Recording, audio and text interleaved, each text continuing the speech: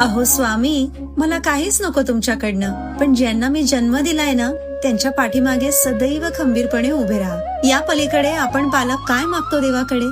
आई वडील इतकी वर्ष सातत्याने देवावर श्रद्धा ठेवतात, तेव्हाच त्याचे लाभ पिढ्यानं पिढ्या संपूर्ण कुटुंबाला होत असतात. आपल्याला जसा झाला तसाच आपल्या मुलांनाही व्हावा म्हणून आपण सगळेच देवापुढे नतमस्तक होत असतो. लोक म्हणतात जर सगळं नशिबात आहे तर मग देव काय करतो?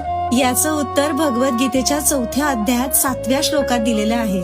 श्रीकृष्ण सांगतात की कर्म, अकर्म आणि विकर्म याचा गुढ फार खोल आहे. नशीब म्हणजे भूतकाळात पेरलेलं बीज असतं, वर्तमान म्हणजे आता उगवलेलं झाड आणि कर्म म्हणजे आपल्या भविष्याचा पाया असतो. त्यामुळे देव न्यायाधीश असतो. तो नियम बनवतो पण पेपर आपणच लिहितो आणि तो पेपर म्हणजे आपले कर्म असतात. आपला अध्यात्म आपल्या वागण्यातून आणि प्रत्येक कृतीतून दिसत असतं. देव बाहेर कुठेही नसून आपल्या अंतःकरणात वास करत असतो आणि हे